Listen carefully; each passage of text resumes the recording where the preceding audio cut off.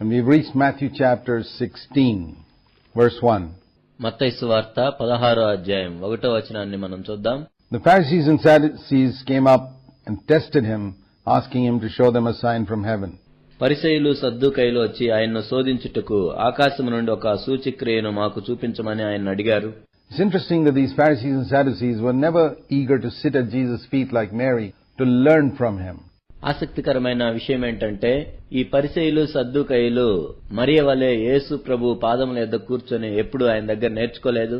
Imagine having the greatest preacher in the world, the greatest man of God, the Son of God himself, walking in their midst, and all they do is spend their time arguing with him and testing him. ప్రపంచంలో కల్లా గొప్ప బోధకుడు, గొప్ప దైవజనుడు, దేవుని కుమారుడే వాళ్ల మధ్య నడుస్తూ ఉంటే వాళ్ళు ఆయన మాటలు వినేదానికి బదులుగా వాళ్ల జీవితమంతా కూడా ఆయనతో వాదనలు పెట్టుకుంటూ ఆయన్ను శోధిస్తూ పరీక్షిస్తూ ఉన్నారు. I see the same thing happening today. ఈనాడు కూడా అదే విధంగా జరుగుతున్నట్లు నేను చూశాను. There are wonderful godly men. ఎంతో అద్భుతమైన దైవజనులున్నారు. Not many, but here and there across the world, and who stand for the truth. అనేక మంది లేరు కానీ ఈ ప్రపంచంలో అక్కడక్కడ ఉన్నారు సత్యం కోసం నిలబడ్డవారు. Real prophets who speak the truth of God without any compromise. రాజీ పడకుండా సత్యమునే బోధిస్తున్న నిజమైన ప్రవక్తలున్నారు. And there are many believers. All they do is to try and find fault. అనేక మంది విశ్వాసులు ఏం చేస్తుంటారంటే కేవలం వాళ్ళు తప్పులు పట్టుకోవటానికే ఉంటారు. Or pick some holes in some doctrine of theirs. వాళ్ళ సిద్ధాంతాల్లో అక్కడది ఉంది ఇక్కడది ఉంది అని పట్టుకుంటూ ఉంటారు. So find some little fault in them to criticize. వాళ్ళని విమర్శించడానికి చిన్న చిన్న తప్పుల్ని చూస్తూ ఉంటారు. When they could have got so much more if they were just willing to sit at the feet of these men and learn what God had to teach them. వాళ్ళు ఈ దైవజనుల పాదముల యొద్ద కూర్చొని నేర్చుకోవటానికి ఇష్టపడినట్లయితే దేవుడు వారికి ఏదైతే చెప్పదలుచుకున్నాడో వాటిని ఎంతో ఎక్కువగా నేర్చుకుని ఉండేవాళ్లే. Examine yourself and see whether you're guilty of that crime. ఈ విషయంలో మీరు అపరాధులుగా ఉన్నారో లేదో మిమ్మల్ని మీరే పరిశీలించుకోండి. They came to test him and they asked him, show us a sign. వాళ్ళు ఆయన్ను శోధించటానికి వచ్చి మాకొక సూచక్రియ చూపించమని అడిగారు. Do a miracle for us. మా కోసం ఒక అద్భుతాన్ని చేయమని చెప్పారు. And Jesus didn't always give the same answer every time.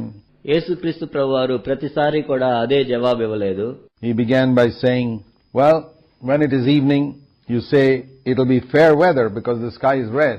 యేసుక్రీస్తు ప్రభు ఈ విధంగా చెప్పారు. సాయంకాలమున మీరు ఆకాశం ఎర్రగా ఉన్నది కనుక వాతావరణం బాగుందని చెప్తారు. In the morning, you say there'll be a storm today because the sky is threatening and red. ఉదయమున ఆకాశం ఎర్రగాను మబ్బుగాను ఉన్నది గనుక నేడు గాలివాన వచ్చునని చెప్పుదురు కదా. Do you know how to discern the appearance of the sky, but you can't discern the signs of the times? మీరు ఆకాశ వైఖరి వివేచింపనెరుగుదురు గాని ఈ కాలముల సూచనలను వివేచింపలేరు. You guys are so sharp in the things you can see with your physical eyes, but you are totally blind in your heart. మీ భౌతిక సంబంధమైన కన్నులతో ఏదైతే చూస్తున్నారో ఆ విషయాల్లో మీరు చాలా తెలివి కలిగి ఉన్నారు కానీ మీ హృదయములు చాలా గ్రుడ్డితనంతో నిండి ఉన్నాయి. You can't understand the signs of the times in which you live. మీరు జీవిస్తున్న ఈ కాలముల సూచనలను మీరు వివేచింపలేరు. Look at that expression, the signs of the times. ఇక్కడ చెప్పిన మాటను చూడండి, ఈ కాలముల యొక్క సూచనలు. We also need to recognize the signs of the times in which we live. మనము జీవిస్తున్న ఈ కాలముల యొక్క సూచనలను మనం కూడా వివేచించగలగాలి. The great falling away from the faith that Jesus spoke about. విశ్వాసము నుండి అనేక మంది తొలగిపోతారని యేసుక్రీస్తు ప్రభు చెప్పారు. Deceiving spirits coming in. భ్రమపరిచే ఆత్మలు, మోసపరిచే ఆత్మలు లోపలికి వస్తాయని ప్రభు చెప్పారు. And what Paul spoke about deceiving spirits coming into Christendom. క్రైస్తవత్వంలోనికి మోసపరిచే ఆత్మలు వస్తాయని పౌలు చెప్పాడు. The great apostasy before the coming of the Lord. ప్రభు యొక్క రెండవ రాక మునుపు అనేక మంది విశ్వాసము నుండి తొలగిపోతారు అని చెప్పారు. Do you recognize the signs of the times? ఈ కాలం యొక్క సూచనలను మీరు గుర్తించారా? You recognize that the drift that we see in Christendom today away from godliness and holiness, దైవభక్తి నుండి పరిశుద్ధత నుండి క్రైస్తవత్వం తొలగిపోవటం ఈ రోజుల్లో మనం చూస్తూ ఉన్నాం. towards entertainment, వినోదం వైపు and superficial Christianity, పైపైన భక్తి కలిగి ఉండే క్రైస్తవత్వం, and towards academic study of the scriptures and knowledge rather than experience, is one of the signs of the great falling away. లేఖనాలను అనుభవించకుండా కేవలం ఒక పాఠ్యపుస్తకంలాగా తెలివితేటల కోసం చదవటం, ఇది నిజంగా దారి తొలగిపోవటానికి ఒక సూచనగా ఉంది. Where people are more interested in prosperity and money and health and healing than in holiness. ప్రజలు పరిశుద్ధత కంటే కూడా ఆర్థికంగా అభివృద్ధి చెందటం, డబ్బు గురించి, ఆరోగ్యం గురించి, స్వస్థత గురించి ఎక్కువ ఆసక్తి కలిగి ఉంటారు. And where people try to cover it up with, supporting things like orphanages and Bible schools and mission work. దాన్ని కప్పుపుచ్చుకోవటానికి ప్రజలు ఏం చేస్తారంటే అనాథాశ్రమాలకు, బైబిల్ పాఠశాలలకు, మిషన్ పనులకు డబ్బులిస్తూ ఉంటారు. But their heart is set on their own covetousness. వాళ్ళ హృదయం మాత్రం వాళ్ళ స్వకీయ దురాశల మీదే ఉంటుంది. Yeah, this is all indication that Christianity has fallen away from the truth. ఇవన్నీ కూడా ఏం సూచిస్తున్నాయంటే క్రైస్తవత్వం సత్యము నుండి తొలగిపోయిందని సూచిస్తున్నాయి. Where they are more interested in pushing people down and demonstrating their so-called psychic power in a meeting. మీటింగుల్లో మనుషులను క్రిందకు పడేసి మాకేదో మానసిక శక్తులున్నాయని వాళ్ళు చూపించుకోవటానికి ఆసక్తి కలిగి ఉంటారు. Rather than leading people to a godly life. ప్రజలను దైవభక్తి కలిగిన జీవితం వైపుకు నడిపించేదానికి బదులుగా. Don't you recognize the signs of the times? ఈ కాలముల యొక్క సూచనలను మీరు గుర్తించలేదా? An evil and adulterous generation seeks after a sign. వ్యభిచారులైన చెడ్డతరం వారు సూచక్రియ అడుగుచున్నారు. We're not supposed to seek God for a miracle. ఏదో అద్భుతాల కోసం దేవుణ్ణి మనం చూడకూడదు. If you do, you're part of this evil and adulterous generation. ఒకవేళ నీవు ఆ విధంగా చేసినట్లయితే నీవు వ్యభిచారులైన చెడ్డతరం వారితో ఉన్నట్లు. God will do a miracle when He feels like. దేవుడు చేయాలనుకున్నప్పుడు అద్భుతాన్ని చేస్తాడు. When it is His will. ఆయన చిత్తమైనప్పుడు.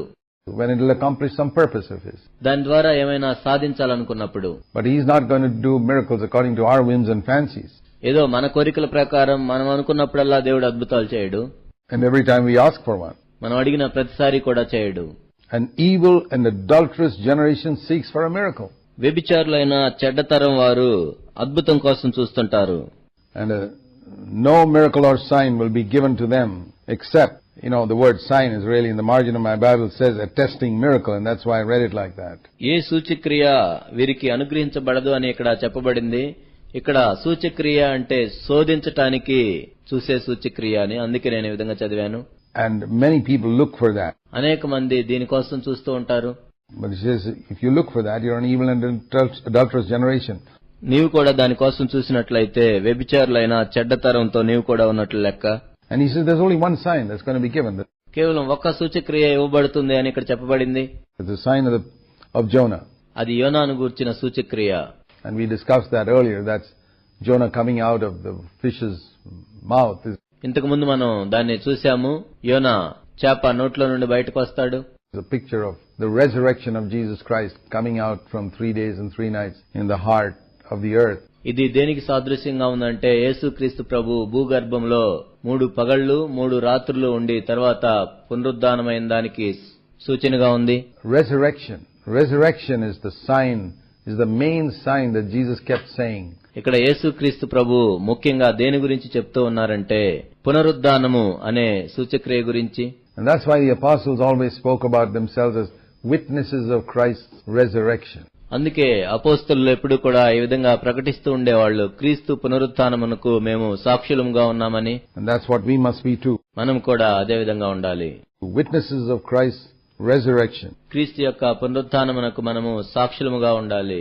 And the disciples came together and had forgotten to take bread.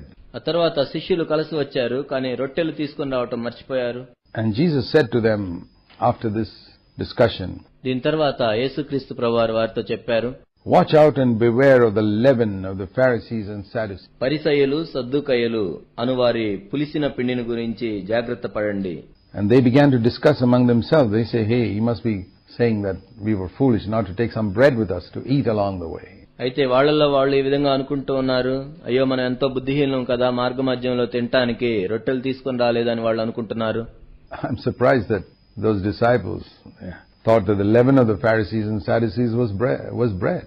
పరిసయ్యుల సద్దూకయ్యుల పులిసిన పిండి అంటే రొట్టెలని ఈ శిష్యులు అనుకున్నారు. ఇది నాకెంతో ఆశ్చర్యంగా ఉంది. I know leaven is used in bread, but the leaven of the Pharisees and Sadducees, they were not bakers selling bread in some store. పులిసిన పిండిని రొట్టెను తయారు చేయటంలో ఉపయోగిస్తారు, కానీ సద్దూకయ్యులు పరిసయ్యులు ఒక షాప్ పెట్టుకొని రొట్టెలేమి తయారు చేసి అమ్మరు. No. లేదు.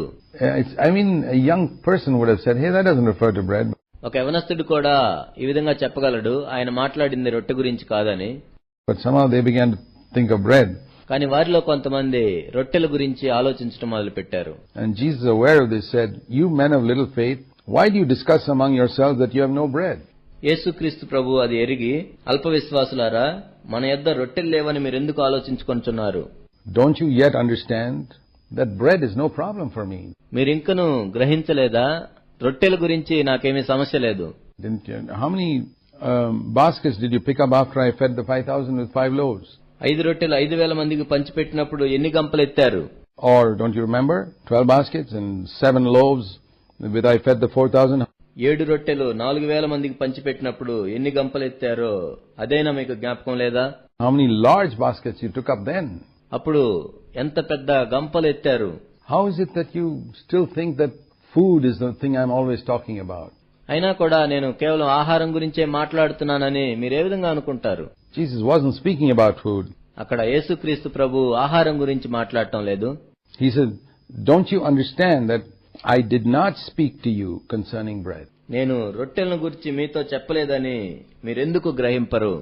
But I was speaking about the leaven of the Pharisees and the Sadducees. కానీ పరిసయ్యుల సద్దూకయ్యుల పులిసిన పిండిని గురించి మాత్రమే నేను మాట్లాడుతున్నాను. What is the leaven of the Pharisees and Sadducees?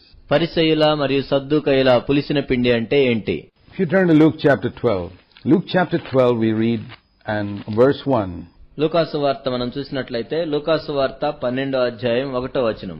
Under these circumstances many people gathered together and Jesus said to his disciples first of all, Luke 12 verse 1, beware of the leaven of the Pharisees which is hypocrisy. అంతలో ఒకరినొకడు త్రొక్కుకొన్నట్లు వేల కొలది జనులు కూడినప్పుడు ఆయన తన శిష్యులతో మొదట ఇట్లని చెప్పసాగెను, పరిసయ్యుల వేషధారణ అను పులిసిన పిండిని గూర్చి జాగ్రత్తపడుడి.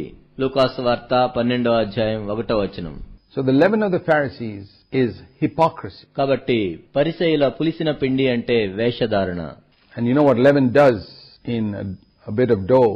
ఒక ముద్దలో పులిసిన పిండి ఏం చేస్తుందంటే it spreads and puffs up the whole thing.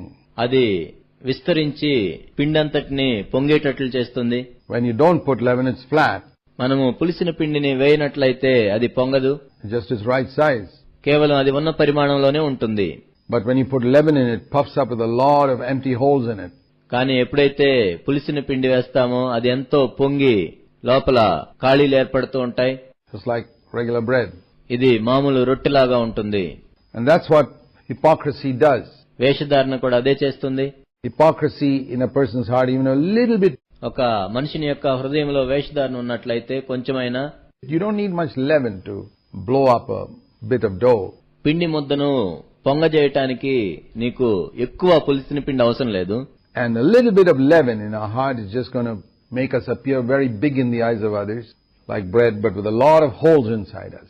మన హృదయంలో కొంచెం పులిసిన పిండి ఉన్నా కూడా ఇతరుల దృష్టిలో మనం ఎంతో గొప్పగా కనపడతాము, ఒక రొట్టె వలె. కానీ దాంట్లో అనేక రంధ్రాలుంటాయి. Lot of empty spaces. లోపల ఎన్నో ఖాళీ ప్రదేశాలుంటాయి. This is how most Christians are. అనేక మంది క్రైస్తవులు ఆ విధంగా ఉంటారు. They like to give an impression to people about something big. ఏదో ఇతరుల దృష్టిలో గొప్పగా ఉండేటట్లు కనపడటానికి ప్రయత్నిస్తారు. The doctrines are right. The Pharisees certainly had right doctrine. వారి సిద్ధాంతాలు సరిగానే ఉంటాయి. పరిసయ్యుల యొక్క సిద్ధాంతాలన్నీ సరిగానే ఉన్నాయి. But there was this leaven that puffed them up. కానీ వాళ్ళ యొక్క పులిసిన పిండి వాళ్ళను ఉప్పొంగజేస్తుంది. So he says, that's the thing that I was trying to get you to be careful about. దాని గురించే మీరు జాగ్రత్తగా ఉండాలని నేను చెప్తున్నాను. Not whether you have enough bread or not. మీ దగ్గర రొట్టెలు ఉన్నాయా లేదా అని కాదు. It's very important for us to see this. కాబట్టి దీన్ని చూడటం మనకెంతో ప్రాముఖ్యం. Which is more important, food or freedom from hypocrisy? ఏది ప్రాముఖ్యమైనది, ఆహారమా లేక వేషధారణ నుండి విడుదల పొందటమా? That's basically the question here. ఇక్కడ ప్రాథమికంగా ఉన్న ప్రశ్న అదే. What did Jesus teach here? యేసుక్రీస్తు ప్రభువారు ఇక్కడ ఏమి బోధించారు? Even if you don't have food to eat, bread, you didn't bring it, never mind. మీరు తినటానికి మీరు రొట్టెలు తీసుకుని రాకపోయినా దాని గురించి బాధపడొద్దు. Make sure you don't have hypocrisy in your life. కానీ మీ జీవితంలో వేషధారణ లేకుండా మాత్రం చూసుకోండి. If I'm free from hypocrisy, it doesn't matter even if I starve to death because there's no food. నేను వేషధారణ నుండి విడుదల పొందినట్లయితే నాకు ఆహారం లేకుండా పస్తులుండి చనిపోయినా కూడా పర్వాలేదు. I don't know how many of you believe that. మీలో ఎంతమంది దీన్ని నమ్ముతారో నాకు తెలియదు. I don't know how many of you believe that it's better to, even if you have a choice, dying without food or hypocrisy, I choose dying without food. ఆహారం లేకుండా చనిపోవటం లేక వేషధారణతో చనిపోవటం రెండు ఎంపికలు ఉన్నట్లయితే నేను ఆహారం లేకుండా చనిపోవటానికే ఎంచుకుంటాను. దీన్ని మీరు ఎంతమంది నమ్ముతారో నాకు తెలియదు. Many people don't seem to hate hypocrisy like that. అనేక మంది వేషధారణను అంతగా ద్వేషించరు. I mean, what is the meaning here? ఇక్కడ అర్థం ఏంటి? Food. Food is necessary for life. ఆహారం అనేది జీవించటానికి అవసరమైంది. But hypocrisy, Jesus says, beware of that. కానీ వేషధారణ గురించి జాగ్రత్త పడండి. Don't beware of the fact you didn't bring bread to eat. మీరు తినటానికి రొట్టెలు తీసుకొని రాలేదని దాని గురించి ఏదో జాగ్రత్త పడాల్సిన అవసరం లేదు. Beware of hypocrisy. వేషధారణ గురించి జాగ్రత్త పడండి. See, that is more dangerous than even not having enough food to eat. తినటానికి చాలినంత ఆహారము లేకపోయిన దానికంటే కూడా అది చాలా ప్రమాదకరమైంది. That's basically what he's trying to say here.